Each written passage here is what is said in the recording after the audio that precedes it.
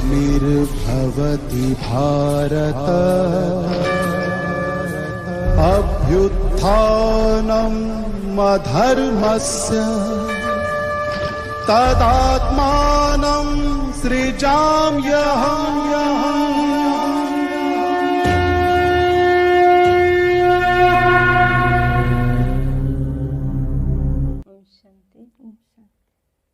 मिठे बच्चे, श्रीमत अनुसारे पवित्र हुओ, तेबे धर्मराजंक दंडरू मुक्त होइजिव। यदि हीरा सदृश हेबार अछि तेबे ज्ञान अमृत पान कर, विष को छाड़। बाबाजी विष को छाड़िबा पई कहिसंती, अर्थात विकार रूपक हलाहल विष को आमको त्याग करने को पड़िबो। कौन पाई ना वर्तमान नुआ दुनियार स्थापना कार्य चलछि। आ नुआ दुनियार स्थापना कार्य पाई बाबा किछि नुआ टेक्नोलोजी रो शिक्षा दौचंती। जो नुआ टेक्नोलोजी जहाकू कि आध्यात्मिक टेक्नोलोजी बोली कहा जाउछि। तेनु आध्यात्मिक टेक्नोलोजी अर्थात आत्मार स्वधर्म कौन, आत्मा पाई कौन आवश्यक, ताकू केवल परम पिता परमात्मा ही आसी शिखौचंती। कारण ए पुराना दुनियार कौनसी जिनस नुआ दुनिया रे लागिब नाही। तेनु केवल परमात्मा आसुचंती जेतेबेले परम धाम रु, तांकर शरीर नाही, केवल पुराना दुनियार पुराना शरीर रे ब्रह्मा को शरीर रे आसुचंती। किंतु सी जहा कहउचंती ए पुराना दुनियार कथा किछि कहू नांती, जा फल रे समस्ते ग्रहण करि पारु नांती।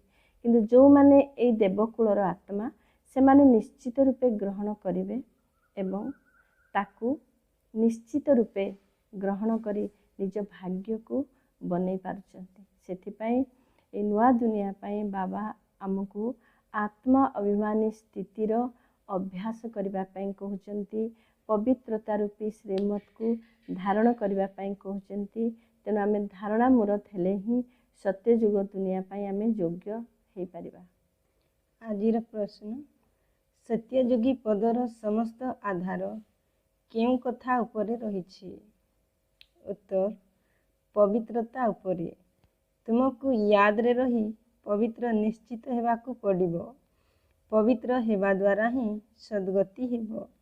जेउ माने पवित्र हुअंती नाही से माने दंडभोग करी निजर धर्म को चाली जाई थांती। तुमे पछे घरे रुह, किंतु कौनसी देहधारी को याद कर नहीं। पवित्र रुह, तेबे उच्च पद मिली जीवो। तेनु बाबा कहले पवित्र रहिबा पाई विधि कोन याद करिबा। याद अर्थात मन बुद्धि रे बाबा को परम धाम रे मने पकेइबा। तेनु मन बुद्धि रे जदि परम धाम रे बाबा को मने पकेइबा, सेति पाई आम बुद्धि रे कोनसी देहधारी रहिबा उचित नै। तेनु कोनसी देहधारी को आमे याद करिबा नहीं। सेति पाई बाबांकर एक एक महावाक्य को जदि आमे मनन चिंतन करिबा, वर्तमान समय महत्व को बुझिबा, बाबा जो नुआ टेक्नोलोजी बतौचंती आत्म अभिमानी स्थितिर अभ्यास करिबा, ताहले आमे निश्चित रूपे देहधारी ठारू ऊर्ध्वरे आमे समान को आत्मिक स्थिति रे देखिबा। आ परमात्मा को सबले मने पकेई आत्मार सबु विकर्म को विनाश करी आमे परम पवित्र आत्मा बनी पारिबा, जोटा कि नुआ दुनिया स्थापना रे आवश्यक। तुमर आत्मा एही कर्मेंद्रिय द्वारा शुणुछि पुणी शुणाउछि। एही अभिनय आत्मा ही करि थाए। आमे आत्मा अटु, शरीर धारण करी अभिनय करुछु। किंतु मनुष्य माने आत्मा अभिमानी बदल रे देह अभिमानी होई जाइछंती। एबे बाबा कहउचंती देही अभिमानी हुओ। सत्य जुगरे आत्मा अभिमानी होई थांती, परमात्मा को जानी न थांती। एठारे तुमे देह अभिमानी अट एवं जहांक पाखरे बहुत धन अछि से माने तो भाबुछंती जे आमे स्वर्ग रे बसिछु। तेनु बाबा जी हमको आत्म अभिमानी स्थितिर अभ्यास करबा पई कहउचनी, कर्म इंद्रिय द्वारा मु जहा भी कर्म करूची मु आत्मा करूची। मु आत्मा मुख द्वारा कहूची, मु आत्मा हाथ द्वारा झाड़ू करूची, मु आत्मा हाथ द्वारा वर्तमान बाबांक पई ब्रह्मा भोजन तैयारी करूची। एभली निजे आत्मिक स्थिति रे रही, आत्मा सीट रे रही कर्म इंद्रिय द्वारा कार्य करवा ताकू ही आत्म अभिमानी स्थिति कहुच्छी।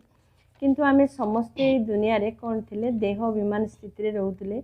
एबे भी आमे ज्ञानर चिंतन करू करू भी बेले बेले देह अभिमान भी आसी जाउची। किंतु बाबा कहउचंदी देही अभिमानी स्थिति रे आमे रहिबा। कारण देही अर्थात शरीर भितरे आत्मा देही। तेणु आत्मा देही अर्थात आत्मार स्वधर्म शांति प्रेम आनंद पवित्रता। तेणु आमर प्रत्येक कर्म रे प्रत्येक संकल्प रे शांति प्रेम पवित्रतार अनुभव निजको हवा सहित अन्य को होथिबो ताकू ही देही अभिमानी स्थिति कहा जाउछि। बाबा कहउछंती मो ज्ञान अमृत द्वारा तुमको हीरा तुल्य करुछि, पुणी तुमे विष पी कौड़ी तुल्य काहींकि हेउछ? अधा कल्प तुमे विष खाउछ, एबे मोर आज्ञा मान, नचेत धर्मराजंक ठारू दंड खाइबाकू पड़िबो। लौकिक पिता मध्य कहिथांती जे पिले एपरी काम कर नाही, जहा फलरे कुलर नाम बदनाम हेबो। बेहद्र बाबा कहउछंती श्रीमतरे चाल, पवित्र हुओ। जदि काम विकार रे गल तेबे तुमर मुह कला तो अछि पुणी आहुरी कला होई जिवो। एबे तुमको ज्ञान चिता उपरे बसाई गोरा करुछि। तुमे काम चिता उपरे बसिबा द्वारा स्वर्गर मुह मध्य देखि पारिबो नाही। सेथिपाई बाबा कहउचंती एबे श्रीमतरे चाल। तेणु बाबा कहउचंदी नुआ दुनिया पाई पवित्रता होची मुख्य। नुआ टेक्नोलोजी जोटा आध्यात्मिक टेक्नोलोजी ता पाई आत्माभिमानी स्थिति जार फलस्वरूप आमे पवित्रता धर्म रे आमे रही पारिबा। आउ पवित्रता बिना आमे सत्ययुग दुनिया रे आमे पाद भी पकई पारिबा नाही। तेणु बाबा भी कहउचंती पवित्र बन जोगी बन। एकथा कौनसी साधु सन्यासी तो कही पारिबे नाही। तेणु बाबा मध्य एबे या पूर्वरु मुली रे कहिथिले जदि तुमे मते बाबा डाकुच तुमे जानिल जे मु ही तुमर बापा जन्म जन्मर अविनाशी पिता मते बाबा डाकुच ताहले मो श्रीमतरे तो चलो। जदि श्रीमतरे चालुन ताले बाबा डाकिबार कौन मूल्य अछि? जे माने बाबांकर श्रीमतरे चालिबे सेमानंकर ही सद्गति हेबो। जदि पवित्र न हेबो तेबे दंड भोग करी निज धर्म को चाली जिवो। एई भारतवासी ही स्वर्गवासी थिले, एबे पतित होई जाइछंती, स्वर्ग विषय रे जानी नहांती। तेणु बाबा कहउचंती तुमे जदि मोर श्रीमतरे न चाली अन्य मानंक मतरे चाली विकार रे गल तेबे मल। पुणी जदिओ स्वर्ग को पछरे आसीबो किंतु पद बहुत कम मिलिबो। एबे जे माने साहुकार अछंती से माने गरीब होई जिवे। तेणु बाबा कहउचंदी वर्तमान जो रहिची पवित्रता बिना आमे तो स्वर्ग को जाई परिबानी। आ पवित्र जदि न रहिबा ताले बहुत दंड भोगिबा को पड़िबो। तेणु हमको बाबांको याद द्वारा आमे पवित्रता पाई आमे जोर पुरुषार्थ करिबा दरकार। तेणु जो माने पवित्र रहिबेनी पुरुषार्थ करिबेनी फेल हेबे बाबा कहउचंदी से माने सत्य जुगते आसीबेनी त्रेता अंत बेलकु भी आसीबे। सत्य रे आसिले भी अंत समय रे आसीबे। तेणु करी बाबा कहउचंदी हमको जी जान दे पुरुषार्थ करिबा को पड़िबो। तुमे समस्ते पार्वती अट, तुमको एबे अमरनाथ बाबा अमर कथा सुनाउछंती अमरपुरीर मालिक हेबा पाई। तेणु एबे अमरनाथ बाबांको याद करो। याद करिबा द्वारा ही तुमर विकर्म विनाश हेबो।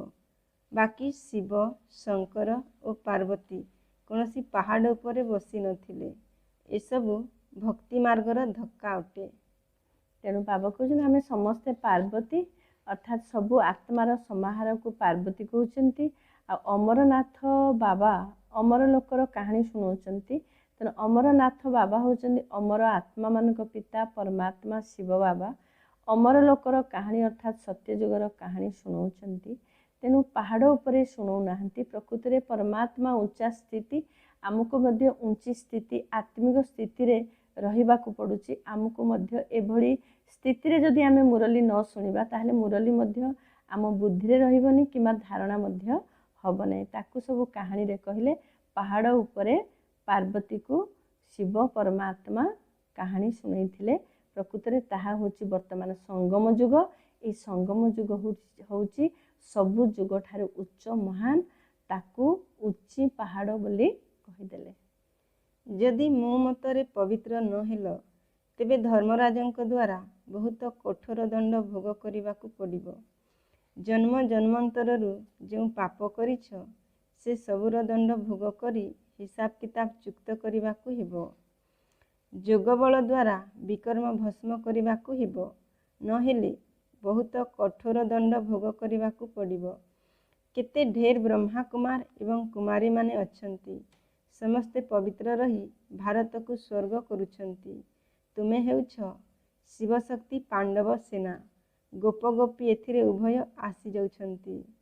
ଭଗବାନ ତୁମକୁ ପାଠ ପଢ଼ାଉଛନ୍ତି। ଲକ୍ଷ୍ମୀ ନାରାୟଣଙ୍କୁ ଭଗବତୀ ଭଗବାନ କହିଥାନ୍ତି। ତେଣୁ ବାବା କହୁଛନ୍ତି ଯେ ଆମେ ଯଦି ସମ୍ପୂର୍ଣ୍ଣ ପବିତ୍ର ନ ହେବା, ତାହେଲେ ଆତ୍ମାରେ ଯେଉଁ 63 ଜନ୍ମର ବିକର୍ମର ବୋଝ ରହିଛି, ତା ପାଇଁ ଆମକୁ ବହୁତ ପ୍ରକାର ହିସାବ କିତାବ ଚୁକେଇବାକୁ ପଡ଼ିବ। ତେଣୁ ହିସାବ କିତାବ ଚୁକ୍ତ କରିବା ଅର୍ଥ ବିଭିନ୍ନ ପ୍ରକାର ହଇରାଣ ପରିସ୍ଥିତି, ଦୁଃଖ, ଅଶାନ୍ତି, କେତେବେଳେ ଅକାଳ ମୃତ୍ୟୁ ଏସବୁ ଆସିବ। ତେଣୁ ବାବା କହୁଛନ୍ତି ରାଜଯୋଗର ଯଦି ଅଭ୍ୟାସ କରିବା, ଆୟୁ ମଧ୍ୟ ବୃଦ୍ଧି ହେବ, ଆମକୁ କେବେ ଧୋକା ଖାଇବାକୁ ପଡ଼ିବ ନାହିଁ। ତେଣୁ ଆମେ ଧର୍ମରାଜ ଠାରୁ, ଧର୍ମରାଜର ଦଣ୍ଡ ଠାରୁ ମୁକ୍ତ ହେବା ପାଇଁ, ହିସାବ କିତାବ ଚୁକ୍ତରୁ ମୁକ୍ତ ହେବା ପାଇଁ ଆମକୁ କ'ଣ କରିବାକୁ ପଡ଼ିବ? ରାଜଯୋଗର ଅଭ୍ୟାସ କରିବାକୁ ପଡ଼ିବ। ସେଥିପାଇଁ ବହୁତ ଆତ୍ମା ଅଛନ୍ତି ଯେଉଁମାନେ ଅସମୟରେ ଶରୀର ତ୍ୟାଗ କରନ୍ତି। ସେମାନେ ସାକ୍ଷାତକାରରେ ମଧ୍ୟ କହିଥାନ୍ତି, ବହୁତ ବହୁତ କାନ୍ଦିଥାନ୍ତି, ସେମାନେ ପଶ୍ଚାତାପ କରିଥାନ୍ତି, ଆମକୁ କାହିଁକି କହିଲ ନାହିଁ, ଆମେ ଟିକେ ପୁରୁଷାର୍ଥ କରିଥାନ୍ତୁ। ତେଣୁ ଆମେ ଏଇ ଶରୀର ଯେ ପର୍ଯ୍ୟନ୍ତ ଅଛି, ଆମେ ଖୁବ୍ ପୁରୁଷାର୍ଥ କରିବା ଦରକାର। ଆମେ ବହୁତ ମିଠା ହେଇଯିବା ଦରକାର, ଦେହୀ ଅଭିମାନୀ ହେଇଯିବା ଦରକାର, ଆତ୍ମ ଅଭିମାନୀ ହେଇଯିବା ଦରକାର। ଆଉ 63 ଜନ୍ମର ବିକର୍ମକୁ ଚୁକ୍ତ କରିବା ପାଇଁ ବହୁତ ଯୋଗ କରିବା ଦରକାର। ଅତି କମ୍ରେ ଦିନକୁ 8 ଘଣ୍ଟା ତ ନିଶ୍ଚିତ ରୂପେ ୟାଦ କରିବା ଦରକାର। ରାବଣର ମତ ଦ୍ୱାରା ତୁମର ଦୁର୍ଗତି ହୋଇଥାଏ। ଗାୟନ ମଧ୍ୟ ରହିଛି, କାହାର ଦବି ରହିବ ମାଟି ତଳେ, ସୁନା ଆଦି ମାଟିରେ କାନ୍ଥରେ ଲୁଚାଇଥାନ୍ତି। ଯଦି ଅଚାନକ ମରିଯିବେ, ତେବେ ସବୁ କିଛି ସେହିଠାରେ ହିଁ ରହିଯିବ। ବିନାଶ ତ ନିଶ୍ଚିତ ହିଁ ହେବ। ଭୂମିକମ୍ପ ଆଦି ଯେବେ ହୋଇଥାଏ, ତେବେ ଚୋରମାନେ ବହୁତ ବାହାରିଥାନ୍ତି। ଏବେ ଧନୀ ବାବା ଆସିଛନ୍ତି ତୁମକୁ ନିଜର କରି ବିଶ୍ୱର ମାଲିକ କରିବା ପାଇଁ। ତେଣୁ ବାବାଙ୍କୁ ଧନୀ କୁହାଯାଉଛି, ସବୁ ଆତ୍ମାମାନଙ୍କ ପିତା ପରମାତ୍ମା। ତେଣୁ ସେ ଆସିଛନ୍ତି ସମସ୍ତଙ୍କୁ ବିଶ୍ୱର ମାଲିକ କରିବା ପାଇଁ। ତେଣୁ ବାବା କ'ଣ କହୁଛନ୍ତି, ଆମର ଏଇ ପୁରୁଣା ତନ, ଏଇ ଯେଉଁ ପୁରୁଣା ମନ, ଆଉ ଏଇ ଯେଉଁ କିଛି ଧନ ଅଛି ଖୁବ୍ କମ୍, ଯାହାକି ସତ୍ୟଯୁଗ ଦୁନିଆ ତୁଳନାରେ ବାବା ଯେଉଁ ସମ୍ପତ୍ତି ଆମକୁ ଦେବେ, ତା ତୁଳନାରେ ଇଏ ତ ବହୁତ ଅଳ୍ପ, କକ୍ଷପଣ ସହିତ ସମାନ। ତେଣୁ ଏଇ ପୁରୁଣା ତନ ମନ ଧନ ସତ୍ୟଯୁଗ ଦୁନିଆକୁ ଡାଇରେକ୍ଟ ଯିବ ନାହିଁ।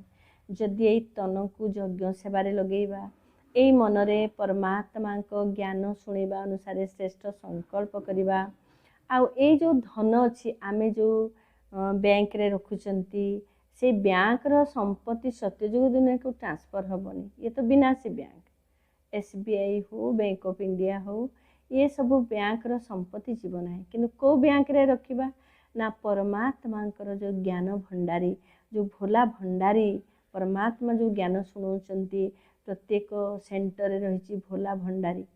ଯେଉଁ ଆମେ ଯଦି ସେଇଠି କିଛି ଧନ ଆମେ ଜମା କରିବା, ଯାହାକି ସତ୍ୟଯୁଗ ଦୁନିଆ ତିଆରି କରିବାର ସେବାରେ ଲାଗିବ, ତାହେଲେ ଆମେ ନୂଆ ଦୁନିଆରେ ଆମେ ଧନବାନ ହେଇକି ଜନ୍ମ ହେଇପାରିବା। ଆଜିର ବରଦାନ, ମନବୁଦ୍ଧିର ସ୍ୱଚ୍ଛତା ଦ୍ୱାରା ଯଥାର୍ଥ ନିର୍ଣ୍ଣୟ କରୁଥିବା ସଫଳତା ସମ୍ପନ୍ନ ଆତ୍ମା ହୁଅ। ଯେକୌଣସି କାର୍ଯ୍ୟରେ ସଫଳତା ସେତେବେଳେ ପ୍ରାପ୍ତ ହୋଇଥାଏ, ଯେତେବେଳେ ବୁଦ୍ଧି ଯଥା ସମୟରେ ଯଥାର୍ଥ ନିର୍ଣ୍ଣୟ ଦେଇଥାଏ। କିନ୍ତୁ ନିର୍ଣ୍ଣୟ ଶକ୍ତି ମଧ୍ୟ ସେତେବେଳେ କାର୍ଯ୍ୟ କରିଥାଏ, ଯେତେବେଳେ ମନବୁଦ୍ଧି ସ୍ୱଚ୍ଛ ରହିଥାଏ, ଅର୍ଥାତ୍ ମନବୁଦ୍ଧିରେ କୌଣସି ମଇଳା ନଥାଏ। ସେଥିପାଇଁ ଯୋଗ ଅଗ୍ନି ଦ୍ୱାରା ମନର ମଇଳାକୁ ଭସ୍ମ କରି ବୁଦ୍ଧିକୁ ସ୍ୱଚ୍ଛ କରିଦିଅ। ଯେକୌଣସି ପ୍ରକାରର ଦୋଷ ବା ଦୁର୍ବଳତା ହିଁ ମନବୁଦ୍ଧିର ମଇଳା ଅଟେ। ଟିକିଏ ବି ବ୍ୟର୍ଥ ସଂକଳ୍ପ ମଧ୍ୟ ମଇଳା ଅଟେ। ଯେତେବେଳେ ଏହିସବୁ ମଇଳା ସମାପ୍ତ ହୋଇଯିବ, ସେତେବେଳେ ହିଁ ଚିନ୍ତାମୁକ୍ତ ସ୍ଥିତିରେ ରହିପାରିବ ଏବଂ ବୁଦ୍ଧି ସ୍ୱଚ୍ଛ ହୋଇଯିବା କାରଣରୁ ପ୍ରତ୍ୟେକ କାର୍ଯ୍ୟରେ ସଫଳତା ମଧ୍ୟ ପ୍ରାପ୍ତ ହେବ। ତେଣୁ ବାବା କହୁଛନ୍ତି ବୁଦ୍ଧିକୁ ସ୍ୱଚ୍ଛ କରିଲେ ହିଁ ଆମେ ପ୍ରତ୍ୟେକ କାର୍ଯ୍ୟରେ ସଫଳ ପାଇବା ଆଉ ସମ୍ପନ୍ନ ଆତ୍ମା ହେଇପାରିବା। ତେଣୁ ବୁଦ୍ଧିକୁ ସ୍ୱଚ୍ଛ କରିବା ପାଇଁ ଆମେ କ'ଣ କରିବା, ବୁଦ୍ଧିରେ ସବୁବେଳେ ବାବାଙ୍କର ଯେଉଁ ମହାବାକ୍ୟକୁ ଆମେ ମନନ ଚିନ୍ତନ କରିବା। ଆମେ ଯେତେବେଳେ ବାବାଙ୍କର ମହାବାକ୍ୟକୁ ମନନ ଚିନ୍ତନ କରିବା, ବୁଦ୍ଧିରୁ ସମସ୍ତ ବ୍ୟର୍ଥ ଦୂର ହେଇଯିବ ବା ସମାପ୍ତ ହେଇଯିବ। ତେଣୁ ବୁଦ୍ଧିକୁ ଯଦି ଆମେ ବାବାଙ୍କର ମହାବାକ୍ୟ ମନନ ଚିନ୍ତନରେ ଏନଗେଜ୍ ନ ରଖିବା, ବୁଦ୍ଧିରେ କେଉଁଠି ନା କେଉଁଠି ପୁରୁଣା 63 ଜନ୍ମର ସଂସ୍କାର ଆସି ମନ ବୁଦ୍ଧିକୁ ବିଚଳିତ କରିଦେବ। ତେଣୁ ବ୍ୟର୍ଥକୁ ସମାପ୍ତ କଲେ ହିଁ ବୁଦ୍ଧି ସ୍ୱଚ୍ଛ ନିର୍ମଳ ହେଇଥାଏ। ଆଉ ସ୍ୱଚ୍ଛ ନିର୍ମଳ ବୁଦ୍ଧି ହିଁ ଠିକ୍ ନିର୍ଣ୍ଣୟ ନେଇଥାଏ, ଯଥାର୍ଥ ସମୟରେ ଯଥାର୍ଥ ନିର୍ଣ୍ଣୟ ନେଇଥାଏ। ଆଉ ଯଥାର୍ଥ ସମୟରେ ଯଥାର୍ଥ ନିର୍ଣ୍ଣୟ କରିଥିବା ବ୍ୟକ୍ତି ହିଁ ପ୍ରତ୍ୟେକ କାର୍ଯ୍ୟରେ ସଫଳତା ପ୍ରାପ୍ତ କରିଥାନ୍ତି। ସ୍ଲୋଗାନ: ଯଦି ସର୍ବଦା ଶ୍ରେଷ୍ଠ ଏବଂ ଶୁଦ୍ଧ ସଂକଳ୍ପ ଜାଗ୍ରତ ରହିବ, ତେବେ ବ୍ୟର୍ଥ ସ୍ୱତଃ ହିଁ ସୁପ୍ତ ହୋଇଯିବ। ତେଣୁ ବ୍ୟର୍ଥକୁ ସୁପ୍ତ କରିବା ପାଇଁ ଆମେ କାହାକୁ ସୁପ୍ତ କରିବା ତାକୁ ଚିନ୍ତା କରିବାନି, କିନ୍ତୁ ଆମେ କେମିତି ଜାତି ଜ୍ୟୋତି ସ୍ଥିତିରେ ରହିବା, ବ୍ୟର୍ଥକୁ କେମିତି ଆମେ ସମାପ୍ତ କରିବା, ସେଥିପାଇଁ ଆମେ ସବୁବେଳେ ଶୁଦ୍ଧ ସଂକଳ୍ପ ଶ୍ରେଷ୍ଠ ସଂକଳ୍ପ କରିବା। ପ୍ରଥମେ ତ ଶୁଦ୍ଧ ସଂକଳ୍ପ କରିବା, ମୁଁ କିଏ? ମୁଁ ହେଉଛି ଗୋଟେ ଚୈତନ୍ୟ ଶକ୍ତି, ଏକ ମହାନ ଆତ୍ମା। ମୁଁ ସତ୍ୟ ଯୁଗର ଦେବକୁଳର ଆତ୍ମା ଅଟେ। ମୋତେ ସ୍ୱୟଂ ଭଗବାନ ସିଲେକ୍ସନ୍ କରିଛନ୍ତି। ସ୍ୱୟଂ ଭଗବାନଙ୍କର ପାଳନା, ପଢ଼ାଇ, ପ୍ରାପ୍ତି, ସ୍ନେହ ମୋତେ ମିଳୁଛି ବର୍ତ୍ତମାନ। ତେଣୁ ଭଗବାନଙ୍କର ମୁଁ କେତେ ସ୍ପେଶିଆଲ ଲାଡଲା ବଚ୍ଚା। ଏଇଭଳି ଶ୍ରେଷ୍ଠ ଶ୍ରେଷ୍ଠ ସୋମାନର ଅଭ୍ୟାସ କରିପାରିବା। ବାବାଙ୍କର ମହାବାକ୍ୟକୁ ମନେ ପକାଇବା, ରିଭିଜନ୍ କରିବା, ତାର ମନନ ଚିନ୍ତନ କରି କରି ତା ସାଗର ଭିତରକୁ ଯିବା, ତାହେଲେ ଆମେ ଶ୍ରେଷ୍ଠ ସଂକଳ୍ପରେ ନିଜକୁ ବିଜି ରଖିପାରିବା ଆଉ ବ୍ୟର୍ଥ ଆସିପାରିବ ନାହିଁ। ମାତେଶ୍ୱରୀଜୀଙ୍କର ଅମୂଲ୍ୟ ମହାବାକ୍ୟ। ଏଠାରେ ପ୍ରତ୍ୟେକ ଆତ୍ମା ଦୁଃଖୀ ହୋଇ ପରମାତ୍ମାଙ୍କୁ ଡାକିଥାନ୍ତି। ପରମାତ୍ମା ଆମକୁ ଭବସାଗରରୁ ପାରି କରିଦିଅ। ଏଥିରୁ ସିଦ୍ଧ ହେଉଛି ନିଶ୍ଚୟ କୌଣସି ଅଭୟ ଅର୍ଥାତ୍ ନିର୍ଭୟତାର ସଂସାର ରହିଛି, ଯେଉଁଠିକୁ ସମସ୍ତେ ଯିବାକୁ ଚାହୁଁଛନ୍ତି। ଏହି ସଂସାରକୁ ପାପର ସାଗର କହିଥାନ୍ତି, ଯାହାକୁ ପାର କରି ପୁଣ୍ୟ ଆତ୍ମାର ଦୁନିଆକୁ ଯିବାକୁ ଚାହୁଁଛନ୍ତି। ତେଣୁ ଦୁନିଆ ଦୁଇଟି, ଗୋଟିଏ ସତ୍ୟଯୁଗୀ ସାର ଥିବା ଦୁନିଆ, ଅନ୍ୟଟି କଳିଯୁଗୀ ଅସାର ଦୁନିଆ। ଦୁଇଟି ଯାକ ଦୁନିଆ ଏହି ସୃଷ୍ଟିରେ ଆସିଥାଏ। ତେଣୁ ମମା କହୁଛନ୍ତି ଦୁନିଆରେ ଦୁଇ ପ୍ରକାର ଦୁନିଆ ଅଛି, ଗୋଟେ ସାର ଦୁନିଆ, ଗୋଟେ ଅସାର ଦୁନିଆ। ତ ବର୍ତ୍ତମାନ ଏଇ କଳିଯୁଗ ଦୁନିଆକୁ ଅସାର ଦୁନିଆ କୁହାଯାଉଛି, କାରଣ ଏଇ ଦୁନିଆର କୌଣସି ବସ୍ତୁରେ ସାର ନାହିଁ, ଅର୍ଥାତ୍ ପବିତ୍ରତା ନାହିଁ, ସୁଖ ନାହିଁ, ଶାନ୍ତି ନାହିଁ। ୟାର ଅର୍ଥ ନିଶ୍ଚିତ ରୂପେ କେବେ ଏଇ ଦୁନିଆରେ ପ୍ରତ୍ୟେକ ସେକେଣ୍ଡରେ ପ୍ରତ୍ୟେକ ବସ୍ତୁରେ ପବିତ୍ରତା ଥିଲା, ସୁଖ ଥିଲା, ଶାନ୍ତି ଥିଲା, କିନ୍ତୁ ଆଜି ନାହିଁ। ଅର୍ଥାତ୍ ସେଇ ପବିତ୍ରତା, ସୁଖ, ଶାନ୍ତି ଜାଗାରେ କ'ଣ ରହୁଛି? ପାଞ୍ଚଭୂତ। ଯେଉଁ ପାଞ୍ଚଭୂତ, ପାଞ୍ଚ ବିକାର ରହିବା କାରଣରୁ ଆଜି ଏଇ ଦୁନିଆକୁ ଭୟର ଦୁନିଆ କୁହାଯାଉଛି, କର୍ମ ବନ୍ଧନର ଦୁନିଆ କୁହାଯାଉଛି। ତେଣୁକରି ଆଜି ମମା ବୁଝେଇ ଦେଉଛନ୍ତି, ପ୍ରକୃତରେ ସେଇ ଭୟର ଦୁନିଆ, କର୍ମ ବନ୍ଧନର ଦୁନିଆ ଆଜି ପରମାତ୍ମାଙ୍କ ଶ୍ରୀମତ ଅନୁସାରେ ପୁଣି ପରିବର୍ତ୍ତନ ହେବାକୁ ଯାଉଛି। କ'ଣ ନା ପୁଣ୍ୟର ଦୁନିଆ, ସତ୍ୟଯୁଗ ଦୁନିଆ। ତେଣୁ ଏଠି ଦୁନିଆରେ ଦୁଇଟା ଦୁନିଆ ଅଛି, ଗୋଟେ ପାପର ଦୁନିଆ ଯେଉଁଟା କଳିଯୁଗ ଦୁନିଆ, ଆଉ ଗୋଟେ ପୁଣ୍ୟର ଦୁନିଆ ଯାହାକି ସତ୍ୟଯୁଗ ଦୁନିଆ ବୋଲି କୁହାଯାଉଛି। ତେଣୁ ଦୁଇଟା ଦୁନିଆ ଗୋଟେ ଜାଗାରେ ନୁହେଁ। ଇଏ ଦୁଇଟା ଦୁନିଆ ଦୁଇଟା ସମୟରେ ହେଇଥାଏ। ସ୍ଥାନ ଗୋଟିଏ, ଏଇ ଭାରତରେ ହେଇଥାଏ, କିନ୍ତୁ ସମୟ ଅଲଗା ଅଲଗା। ଆମେ ଦୁଇଟା ସମୟକୁ ଏକାଠି ମିଶାଇଲେ ହେବନି। ଯେମିତି ଦିନ ରାତିକୁ ଏକାଠି ମିଶାଇ ପାରିବା ନାହିଁ, ସୁଖ ଦୁଃଖକୁ ଏକାଠି ମିଶାଇ ପାରିବା ନାହିଁ, ସେଇଭଳି ବର୍ତ୍ତମାନ କେଉଁ ଦୁନିଆ ଚାଲିଛି, ଆମେ କେଉଁ ଦୁନିଆକୁ ଯିବା, ଆଉ ସେଇ ପୁଣ୍ୟର ଦୁନିଆକୁ, ସତ୍ୟଯୁଗ ଦୁନିଆକୁ ଯିବା ପାଇଁ ଆମକୁ କ'ଣ ପୁରୁଷାର୍ଥ କରିବାକୁ ପଡ଼ିବ? ତେଣୁ ମମା ସ୍ପଷ୍ଟ ବୁଝେଇ ଦେଉଛନ୍ତି। ମନୁଷ୍ୟ କହିଥାନ୍ତି, ହେ ପ୍ରଭୁ, ଆମକୁ ଏ ଭବସାଗରରୁ ସେ ପାରିକୁ ନେଇଯାଅ। ସେ ପାରିର ଅର୍ଥ କ'ଣ? ଲୋକ ବୁଝିଥାନ୍ତି ସେ ପାରିର ଅର୍ଥ ଜନ୍ମ ମରଣ ଚକ୍ରରେ ନ ଆସିବା, ଅର୍ଥାତ୍ ମୁକ୍ତ ହୋଇଯିବା। ଏହା ତ ମନୁଷ୍ୟ କହିଥାନ୍ତି, ପରନ୍ତୁ ପରମାତ୍ମା କହୁଛନ୍ତି ସନ୍ତାନମାନେ ପ୍ରକୃତରେ ଯେଉଁଠି ସୁଖ ଶାନ୍ତି ରହିଛି, ଦୁଃଖ ଅଶାନ୍ତି ନାହିଁ, ସେହି ଦୁନିଆକୁ ମୁଁ ତୁମକୁ ନେଇଯାଉଛି। ଯେବେ ତୁମେ ସୁଖ ଚାହୁଁଛ, ତେବେ ତାହା ନିଶ୍ଚିତ ଏହି ଜୀବନରେ ମିଳିବା ଉଚିତ। ତାହା ତ ସତ୍ୟଯୋଗୀ ବୈକୁଣ୍ଠ ଦେବତାମାନଙ୍କର ଦୁନିଆ ଥିଲା, ଯେଉଁଠି ଜୀବନ ସର୍ବଦା ସୁଖୀ ଥିଲା। ସେହି ଦେବତାମାନଙ୍କୁ ଅମର କୁହାଯାଉଥିଲା। ପୁଣି ବାବା କହୁଛନ୍ତି, ଅମରର ବି କୌଣସି ଅର୍ଥ ନାହିଁ। ଏମିତି ତ ନୁହେଁ ଦେବତାଙ୍କ ଆୟୁ ଏତେ ଅଧିକ ଥିଲା ଯେ ସେମାନେ ମରୁନଥିଲେ। ଏପରି କହିବା ଭୁଲ, କାରଣ ଏମିତି ହୋଇନଥାଏ। ତାଙ୍କର ଆୟୁଷ ସତ୍ୟ ତ୍ରେତାରେ ହୋଇନଥାଏ, ପରନ୍ତୁ ସତ୍ୟ ତ୍ରେତାରେ ଦେବୀ ଦେବତାଙ୍କର ବହୁତ ଜନ୍ମ ହୋଇଥାଏ। 21 ଜନ୍ମ ତ ସେମାନେ ଭଲ ଭାବେ ରାଜୁତି କଲେ। ପୁଣି ଦ୍ୱାପରରୁ କଳିଯୁଗ ଶେଷ ପର୍ଯ୍ୟନ୍ତ 63 ଜନ୍ମ ନେଲେ। ସେମାନେ 21 ଜନ୍ମ ଉତ୍ଥାନ କଳା ଓ 63 ଜନ୍ମ ପତନ କଳା ମିଶି ମୋଟ 84 ଜନ୍ମ ନେଲେ। ତେଣୁ ଏ ପାରିରୁ ସେ ପାରିକୁ ଯିବା। ସମସ୍ତେ ଡାକୁଛନ୍ତି ଭଗବାନଙ୍କୁ ଯେ ଆମକୁ ସେ ପାରିକୁ ନେଇଯାଅ। ସେ ପାରିକୁ ନେଇଯିବା ଅର୍ଥ ସେମାନେ ଭାବୁଛନ୍ତି ଆମେ ଏଇ ଜନ୍ମ ମରଣ ଚକ୍ରରେ ଆସିକି ତ ଏତେ ଦୁଃଖ ପାଇଲୁ, ତେଣୁ ଆମେ ଆଉ ଜନ୍ମ ମରଣ ଚକ୍ରରୁ ଆମକୁ ମୁକ୍ତି ମିଳିଯିବ। କିନ୍ତୁ ମମା ବୁଝେଇ ଦେଉଛନ୍ତି, ଯାହା ବାବା ବୁଝେଇଥିଲେ ମମା ତାକୁ ହିଁ ବୁଝେଇଥାନ୍ତି। ତେଣୁ ମମା ବୁଝେଇ ଦେଉଛନ୍ତି ଜନ୍ମ ମରଣ ଚକ୍ରରୁ ତ ଆମକୁ ମୁକ୍ତି ମିଳିପାରିବ ନାହିଁ, କିନ୍ତୁ ବର୍ତ୍ତମାନ ଆମେ ପୁରୁଷାର୍ଥ ଦ୍ୱାରା ସେଇ ପୁଣ୍ୟର ଦୁନିଆକୁ ଗଲେ ସେଇ ଦୁନିଆରେ ବହୁତ ସୁଖ ହିଁ ସୁଖ, ପବିତ୍ରତା ହିଁ ପବିତ୍ରତା, ଶାନ୍ତି ହିଁ ଶାନ୍ତି ରହିଛି। ତେଣୁ ସେଇ ସୁନ୍ଦର ଦୁନିଆରେ ଆମେ 21 ଜନ୍ମ ପାର୍ଟ ପ୍ଲେ କରିଥାନ୍ତି, ଯେଉଁଟାକି 2500 ବର୍ଷ ପର୍ଯ୍ୟନ୍ତ। ପୁଣି 2500 ବର୍ଷ ପରେ ସତ୍ୟଯୁଗ ତ୍ରେତା ଯୁଗ ପରେ ଦ୍ୱାପର କଳିଯୁଗ ଭିତରେ ଆମେ 63 ଜନ୍ମର ଅଭିନୟ କରିଥାନ୍ତି।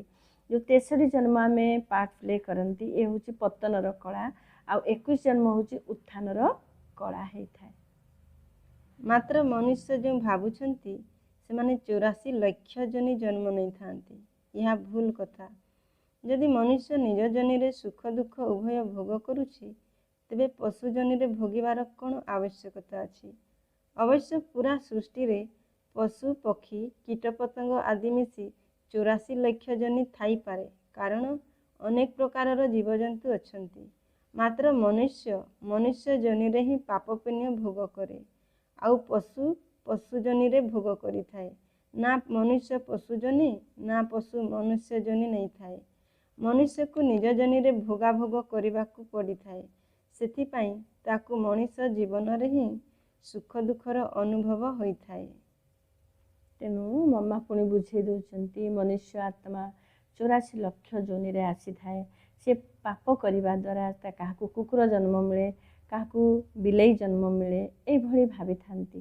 ତେଣୁ ସେମାନେ ଭାବିଛନ୍ତି ଯେ ମନୁଷ୍ୟ ଜନ୍ମ ଅନେକ ଜନ୍ମ ପରେ ହୀରା ତୁଲ୍ୟ ଜୀବନ ମିଳିଛି। ତେଣୁ ପ୍ରକୃତରେ ଏହି ମନୁଷ୍ୟର ଆତ୍ମା ମନୁଷ୍ୟ ଜନିରେ ହିଁ ଜନ୍ମ ନେଇଥାଏ। ପଶୁର ଆତ୍ମା ପଶୁ ଜନିରେ ହିଁ ଆସିଥାଏ। କାରଣ ମନୁଷ୍ୟ ଜନ୍ମରେ ତ ଦୁଃଖ ବି ରହିଛି ଆଉ ସୁଖ ବି ରହିଛି। ଯଦି ମନୁଷ୍ୟ କିଛି ଭୁଲ କଲା ମନୁଷ୍ୟ ଆତ୍ମା, ତାହେଲେ ତାକୁ ଭୁଲର ପରିଣାମ ଦଣ୍ଡ ଭୋଗିବା ପାଇଁ ପଶୁ ଜନିରେ ଆସିବାକୁ ପଡ଼େନି, ସେଇ ମନୁଷ୍ୟ ଶରୀରରେ ଆସିକି ହିଁ ତାକୁ ଦଣ୍ଡ ଭୋଗିବାକୁ ପଡ଼ିଥାଏ। ତେଣୁ ମନୁଷ୍ୟ ମନୁଷ୍ୟ ଜନିରେ ଆସେ, ପଶୁ ପଶୁ ଜନିରେ ଆସେ। ତେଣୁ ମନୁଷ୍ୟ ମନୁଷ୍ୟ ଜନିରେ ହିଁ ଦୁଃଖ ପାଇଥାଏ, ପଶୁ ପଶୁ ଜନିରେ ହିଁ ଦୁଃଖ ପାଇଥାଏ। କିନ୍ତୁ ମନୁଷ୍ୟ ଜାଣିଥାଏ ଯେ ପଶୁକୁ ଦୁଃଖ ମିଳୁଛି ନା ସୁଖ ମିଳୁଛି, ଏକଥା ପଶୁ ଜାଣିପାରେନି, କିନ୍ତୁ ମନୁଷ୍ୟ ବୁଝିପାରେ, କାରଣ ମନୁଷ୍ୟର ବୁଦ୍ଧି ଅଛି। ହଁ, ଏଇ ଦୁନିଆରେ 84 ଲକ୍ଷ ଯୋନି ଅଛି, କିନ୍ତୁ ମନୁଷ୍ୟର ଆତ୍ମା କେବେ ସେଇ ଅନେକ ପ୍ରକାରର ଯୋନିରେ ଆସି ନଥାଏ। ସେହିପରି ପଶୁକୁ ତା ଯୋନିରେ ସୁଖ ଦୁଃଖ ଭୋଗ କରିବାକୁ ପଡ଼ିଥାଏ, ମାତ୍ର ତାଙ୍କର ବୁଦ୍ଧି ନଥାଏ ଯେ କେଉଁ କର୍ମ ପାଇଁ ଭୋଗିଲେ ଜାଣିବେ। ତାଙ୍କର ଭୋଗିବାକୁ ମଧ୍ୟ ମଣିଷ ଅନୁଭବ କରିପାରେ, କାରଣ ମନୁଷ୍ୟ ବୁଦ୍ଧିମାନ। ମାତ୍ର ତା ମାନେ ନୁହେଁ ଯେ ମଣିଷ 84 ଲକ୍ଷ ଜନି ଭୋଗିବେ। ଏ କଥା ତ ମଣିଷମାନଙ୍କୁ ଡରାଇବା ପାଇଁ କହିଦିଅନ୍ତି ଯେ ଯଦି ଖରାପ କର୍ମ କରିବ ତେବେ ପଶୁ ଜନିରେ ଜନ୍ମ ମିଳିବ। ଆମେ ଏବେ ସଙ୍ଗମ ସମୟରେ ନିଜ ଜୀବନକୁ ବଦଳାଇ ପାପାତ୍ମାରୁ ପୁଣ୍ୟାତ୍ମାରେ ପରିଣତ ହେଉଛୁ। ତେଣୁ ଆମକୁ ସବୁ ପ୍ରକାର ଦୁଃଖ କଷ୍ଟରୁ ମୁକ୍ତି ହେବାକୁ ହେଲେ ଆମକୁ ପୁଣ୍ୟାତ୍ମା ହେବାକୁ ପଡ଼ିବ।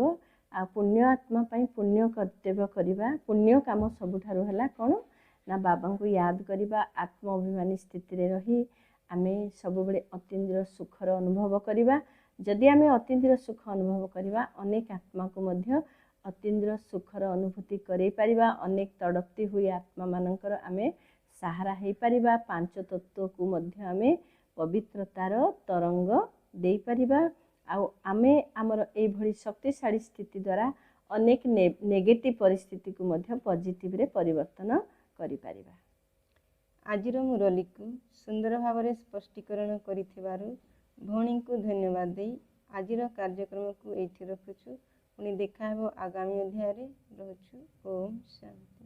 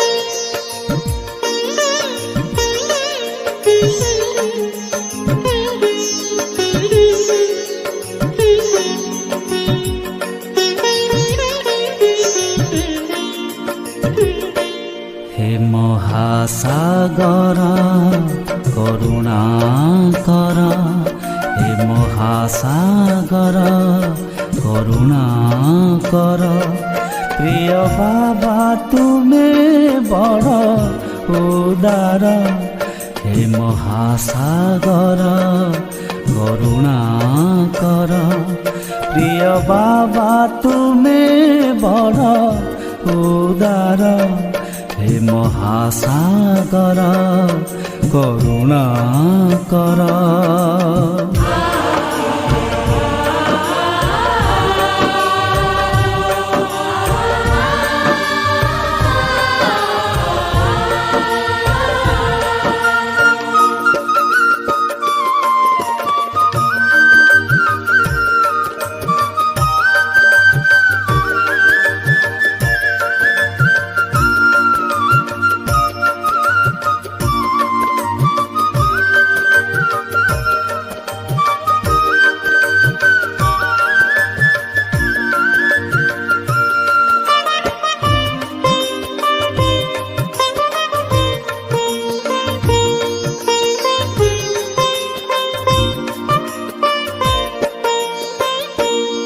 केही नथिले साथी नथिला साहा बंचिबार क्षणे करुथिली आहा जीवन नाथिला मझी दरियारे दुख भरे केते जंत्रणा रे ए समय आसी बाबा उधारिल हे महासागर करुणा कर हे महासागर करुणा कर।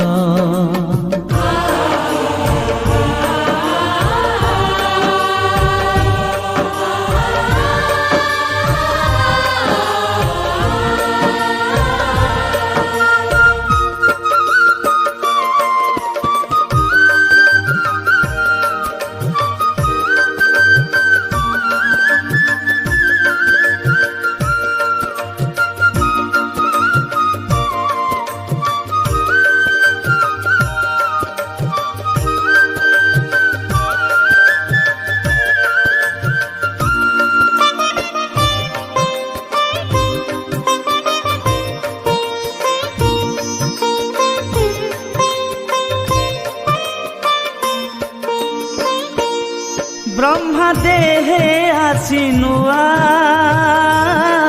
दुनिया रचिला शिक्षा दे देव सम तुमे जे गढ़िला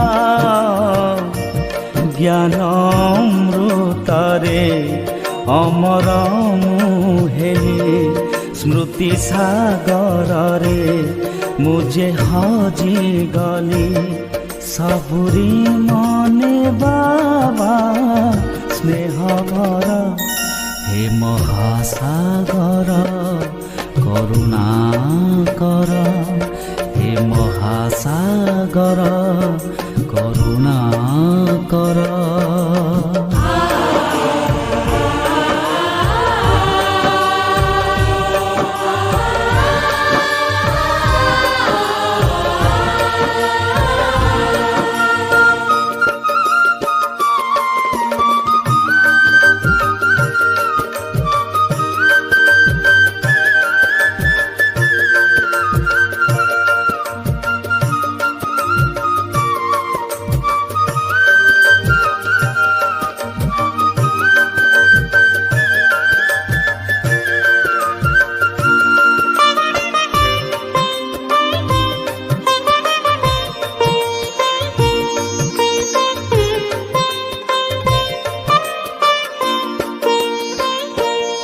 जन्म जन्म ए जीवन